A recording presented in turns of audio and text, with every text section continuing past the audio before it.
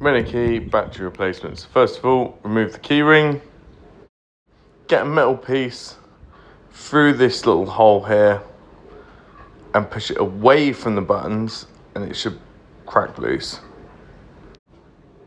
Button part of the key should just come away, which should expose the battery part of the key. I'll affiliate link in the comments for these CR2016 batteries. The owner's manual just says one, but actually when I took this apart I had two.